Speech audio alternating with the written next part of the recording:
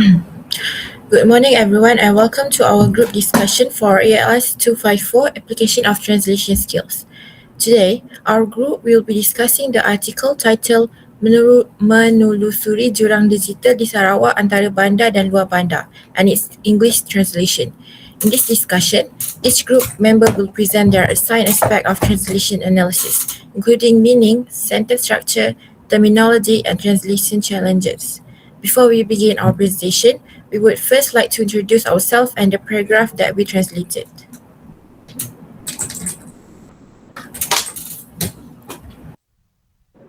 Good morning, everyone. My name is Risa Nadia, and my role in this translation discussion is to analyze the aspect of meaning in our translated text. I translated paragraph 1 and also the concluding paragraph, which is paragraph 8. Good morning, everyone. My name is Nurasa Khadija. I am members 2 and I will translate paragraph 2 and 3. My focus will be on sentence structure, including sentence patterns, translations, complex sentences, and the organization of information. Good morning, everyone. My name is Maifatin Kisina, and I have translated paragraph 4 and 5, and I will be explaining the language style and genre used in these sections. Good morning, everyone. My name is Nia Anissa, and I am the third member. I will be discussing the cultural context aspect of the translation based on paragraphs 3 and 6 of the article about the digital divide in Sarawak. Good morning, everyone. My name is Frazana Zaida, and I'm translator 5. I will be translating paragraph 2, 5, and 7, and I will focus on technical terminology, which is the ICT terms. Thank you, everyone, for the introduction. Throughout this discussion, we will also provide feedback, opinions, and suggestions to encourage collaborative and peer learning. Without further delay, I would like to invite member 1 to begin their presentation. Please proceed. Thank you, Alisa Khadija. In translation, meaning is one of the most important elements because the translator must ensure that the original message, intention, and information from the source text are accurately conveyed into the target language without changing the actual idea. A good translation is not only about translating words directly, but also about preserving the meaning and context of the original text. For our translation, the source text discusses the issue of the digital divide between urban and rural areas in Sarawak. The main goal of the text is on how unequal access to digital technology affects education, economic opportunities, and the well-being of rural communities. One example that shows how meaning is preserved can be seen in the sentence, perkembangan pesat teknologi digital telah membawa perubahan besar dalam pelbagai aspek kehidupan manusia.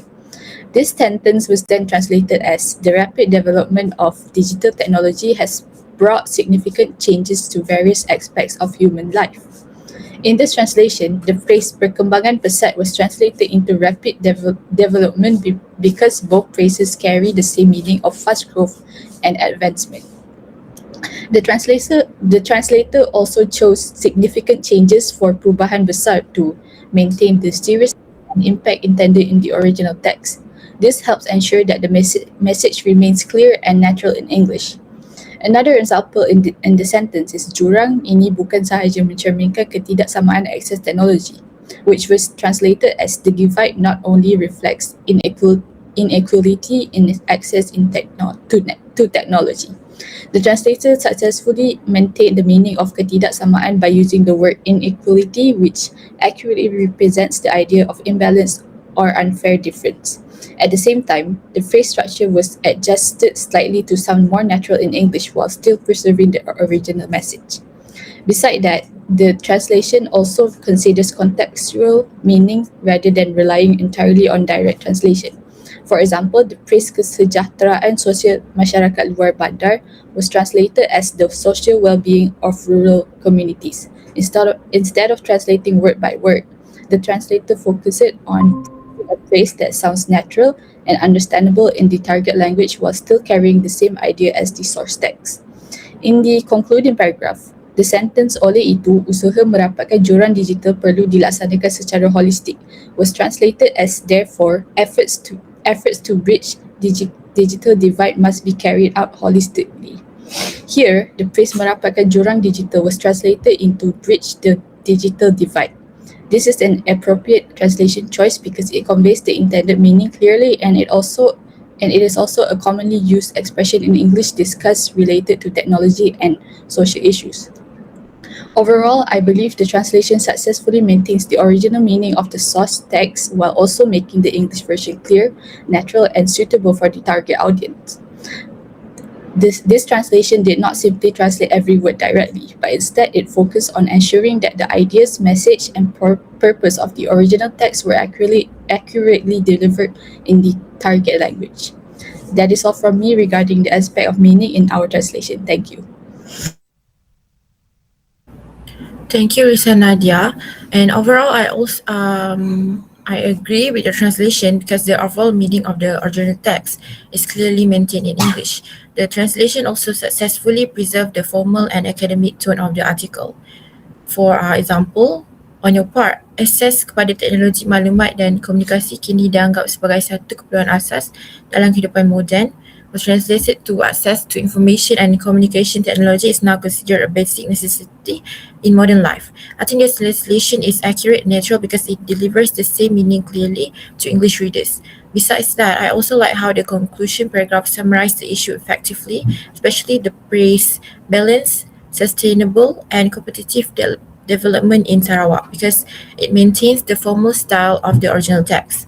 One small improvement I would suggest is making certain phrases slightly more concise.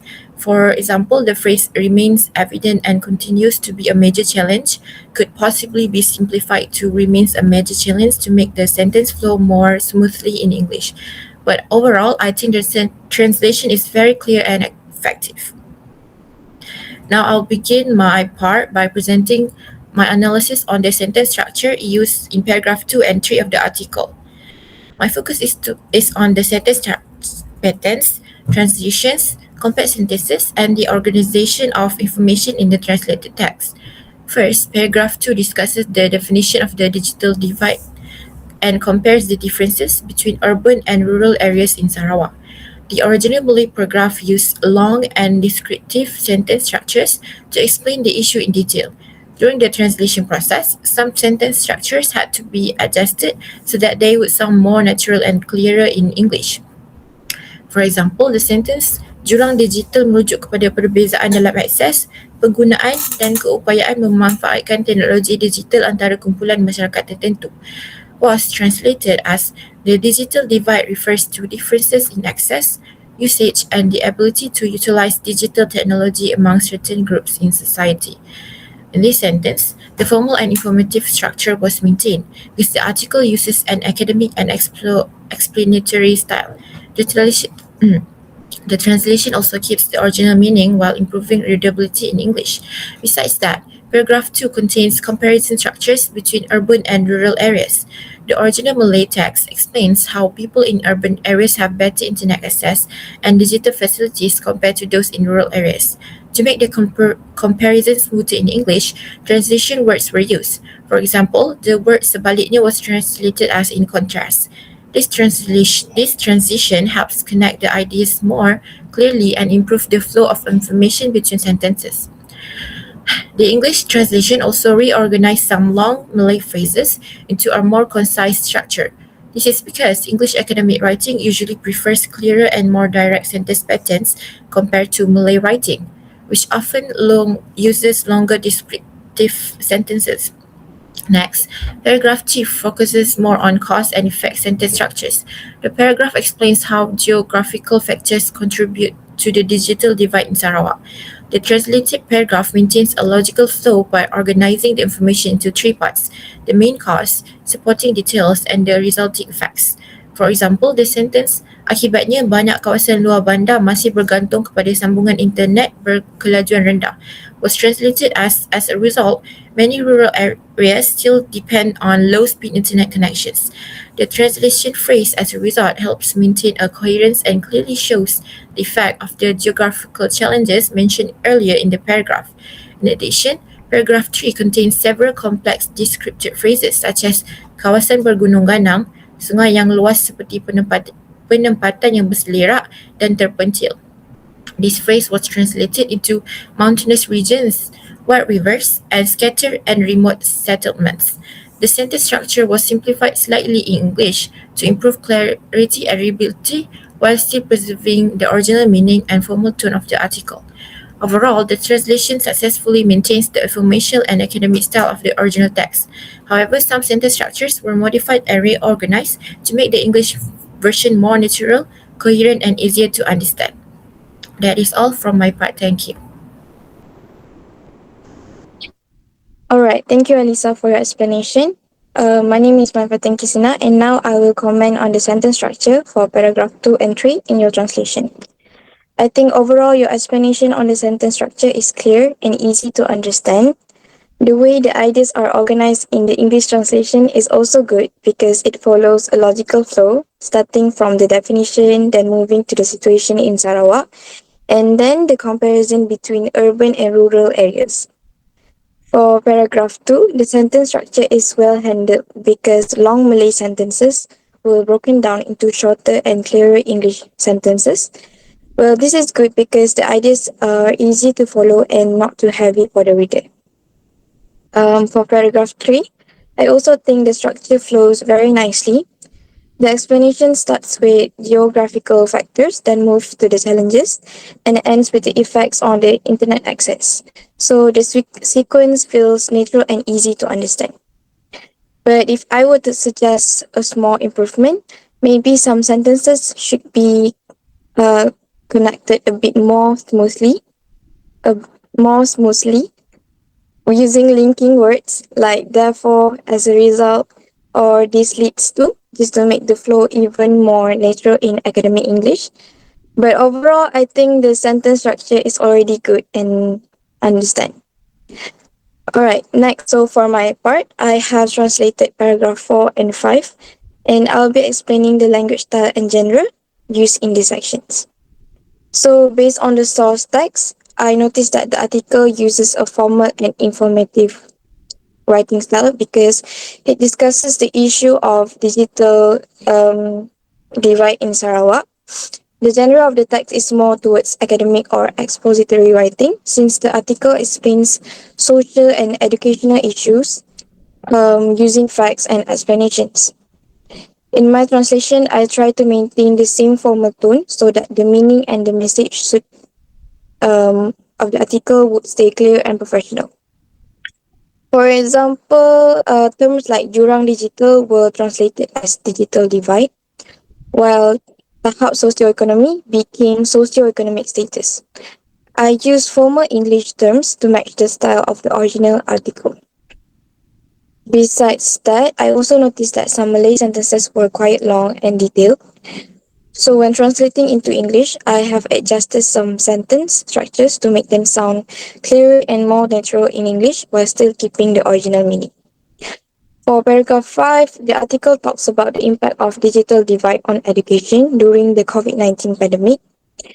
The language style remains formal because the article discusses serious issues such as online learning difficulties, lack of devices, and academic achievement gaps between urban and rural students. That's all from me. Thank you. Thank you, Mai. So now I will be commenting on your translation. And personally, I think the translation successfully maintains the main meaning of the original text and clearly explains the issue of the digital divide in Sarawak.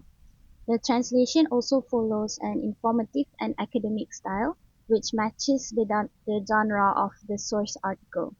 However, there are a few improvements that could be made regarding the language style and genre to make the translation sound more natural and formal in English academic writing.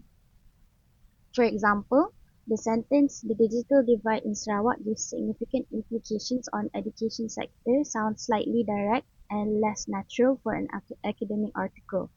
A more formal version could be "The digital divide in Sarawak has significant implications for the education sector." This version sounds smoother and better fits the formal expository style of the text. Another example is the phrase "weak internet connections, lack of devices, and unconducive learning environment." The phrase "unconducive learning environment" is understandable, but in academic English it may sound more natural as "an unconducive learning environment" or "an unsuitable learning environment." This improves the grammatical flow and readability of the sentence. In addition, some sentences could be slightly more concise to better match English academic writing style. The source text is formal and informative, so the translation should aim for clear and fluent sentence construction without sounding too literal. Overall, the translation already reflects the correct genre and tone, but a few adjustments in wording and sentence flow could make it sound more polished and academically natural. So now I will be discussing my part as the translator for culture context. So I focused on how the article reflects the living conditions and social realities of rural communities in Sarawak. The translation needed to preserve the local context while still sounding natural in English. For example, in paragraph 3, the source text mentions kawasan bergunung ganang, sungai yang luas, serta penempatan yang berselerak dan terpencil. I translated this as mountainous areas, wide rivers, and scattered remote settlements. I chose the phrase scattered remote settlements because it helps readers understand the geographical challenges faced by rural communities in Sarawak.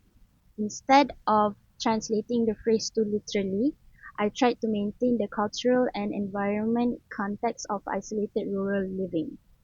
Another example is the phrase masyarakat luar bandar berisiko untuk terus terpinggir daripada arus ekonomi moden, which I translated as rural communities are at risk of being further excluded from the modern economic currents.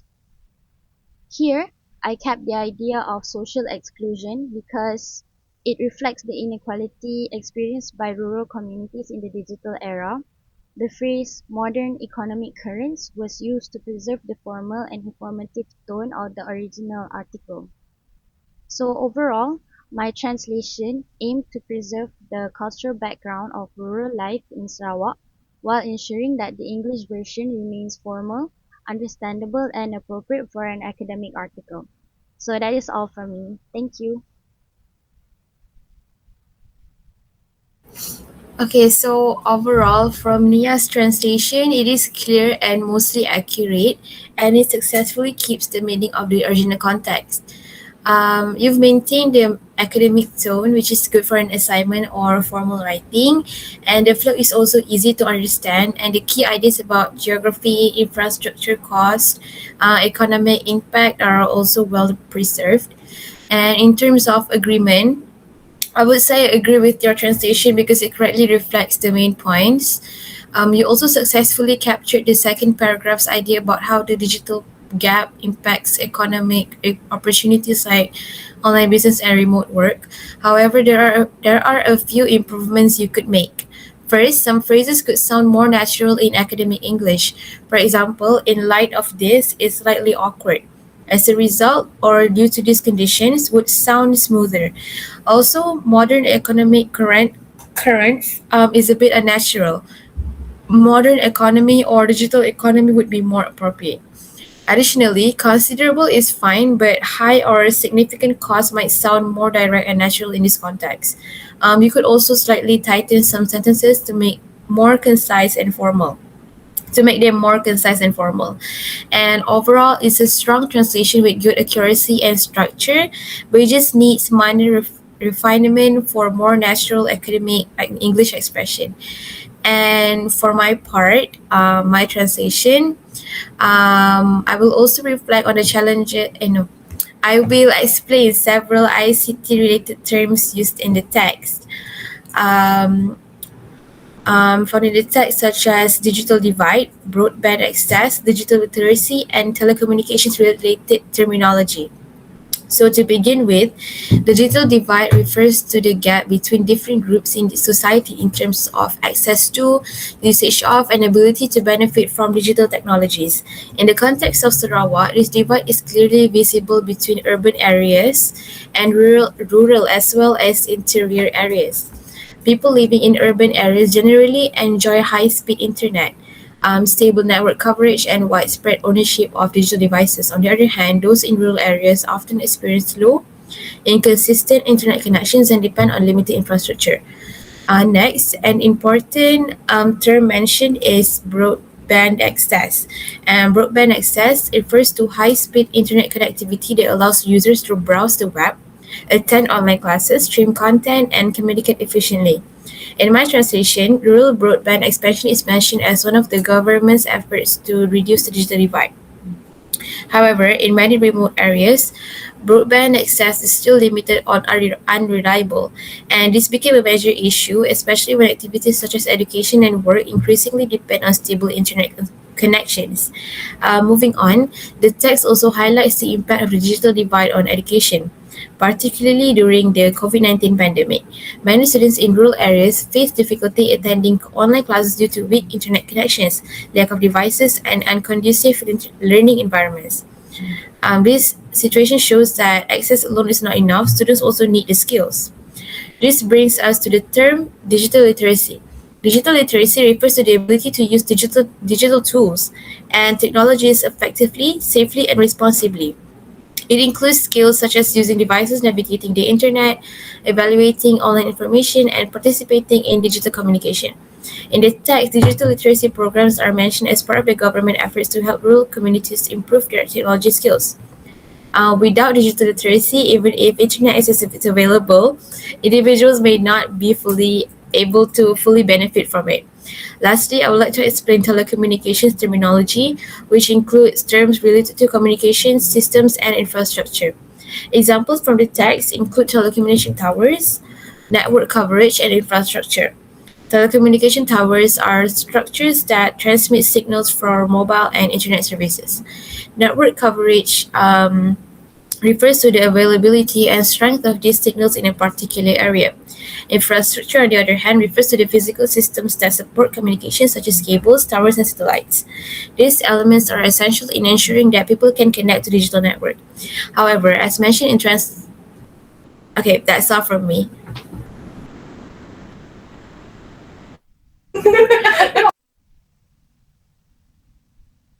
Thank you, Farzana, for your presentation and feedback. Member 1, would you like to add any comments or further opinions regarding the translation? Thank you, Alisa, for giving me the opportunity. Overall, I think the translation is clear, accurate, and easy to understand. The original meaning from the source text was successfully maintained throughout the translation.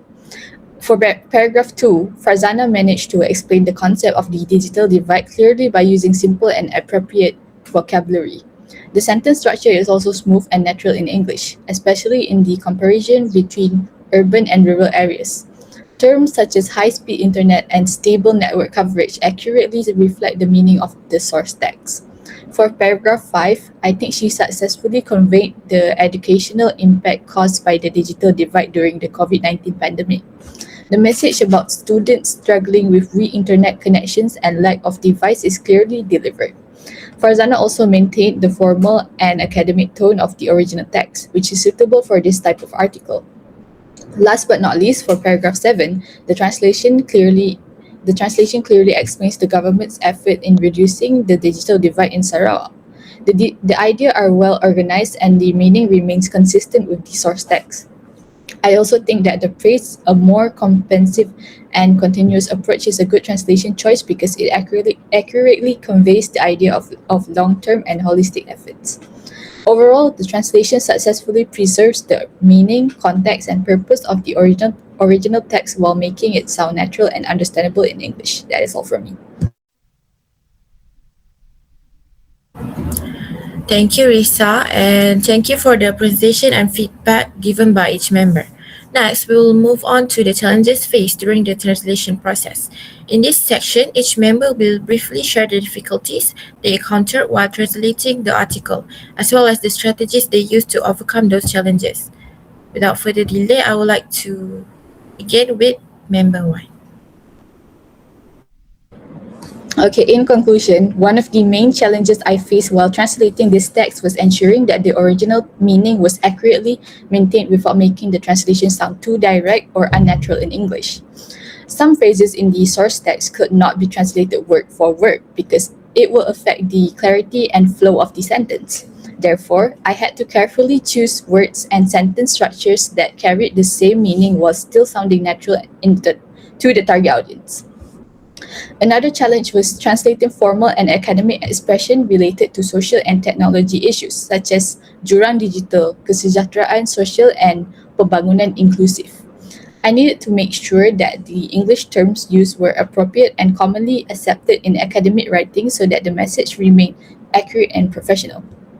Besides that, maintaining consistency throughout the translation was also challenging. Since the text discusses serious issues involving education, economy, and society, the tone needed to remain formal and objective from beginning to end. At the same time, the translation had to stay clear and easy to understand for readers. Overall, this translation task helped me improve my understanding and meaning based translation and taught me the importance of considering context audience, and language naturalness when translating a text. Thank you. Thank you, Risa. And as for me, during the translation process, I faced several challenges, especially when translating long and complex Malay sentences into English. One of the main challenges was maintaining the original meaning while making the sentences sound natural in English. Malay sentences are usually longer and more descriptive, whereas English writing tends to be more direct and concise. Because of this difference, some sentence structures had to be reorganized carefully without changing the intended meaning.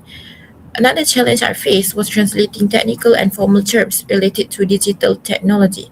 For example, terms such as jurang digital, infrastruktur telekomunikasi, and capaian internet needed accurate English equivalents to ensure the translation remained suitable for an academic ICT article. Besides that, I also find it difficult to maintain smooth transitions between ideas. Some transition words in Malay do not directly match English expressions, so I had to choose suitable translation phrases such as in context and as a result to improve coherence and readability. To overcome these challenges, I referred to ICT related English articles and translation resources. I also compared different sentence structures to find translations that sounded clearer and more natural in English. Discussions with group members also helped me improve certain parts of the translation. Through this task, I learned that translation is not only about changing words from one language to another, but also about adapting sentence structures and maintaining clarity, meaning, and readability for the target audience. That is all from me. Thank you. Alright, so for my part, to conclude, one of the challenges that I faced during the translation process was converting long Malay sentences into English while still have to make sure that the meaning remain clear and natural. So certain expressions also appear too literal when translated directly into English. To overcome this issue, I have simplified several sentence structures and referred to dictionaries as well as online references to produce translations that sounded more fluent and appropriate. I also selected vocabulary carefully to maintain the formal and academic tone of the article.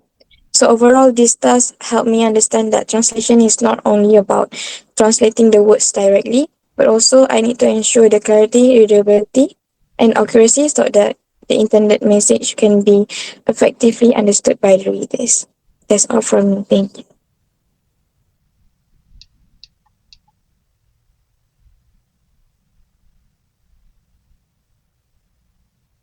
Um, okay. So one challenge that I faced was maintaining the original meaning while making the translation sound natural in English. And I think we all struggled with that because Malay sentences were long and it needed to be organized for better clarity. So translating the cultural and social terms related to rural communities because was also another challenge that I faced because these phrases carry deeper social meanings, so the translation is needed to preserve the original context. Other than that, technical terminology was also important. So these terms had to be translated accurately and consistently to fit the meaning of the term or the context of the article. Lastly, it was also important to maintain the formal and informative tone of the article while avoiding repetitive wording in English. Overall, the translation required careful attention to meaning, cultural context, and technical vocabulary to ensure the message was clearly delivered. That's all from me.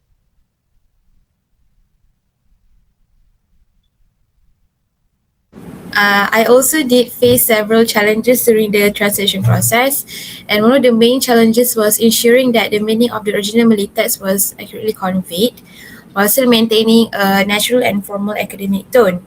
I also found it challenging to translate specific technical terms appropriately, as I needed to choose words that are both accurate and commonly used in ICT contexts. Additionally, restructuring long and complex sentences into clear English without losing their original meaning required careful attention. At times, I had to balance between being too literal and making the sentences sound more fluent. But despite the challenges, this process helped me improve my translation skills and deepen my understanding of both language and ICT terminology. Thank you everyone for the insightful discussion and cooperation throughout this session. From today's discussion, we learned that translating ICT text is not only about translating words directly, but also about maintaining meaning, sentence structure, clarity, and suitable terminology for the target audience. We also identified several challenges in translating ICT-related text, especially in terms of technical terminology, sentence sentence organization, and maintaining natural English structures. However, through discussion, feedback, and collaboration, we were able to improve our understanding of the translation process. That concludes our group discussion for ELS 254 application of translation skills. Thank you to all group members for your attention and participation. Thank you.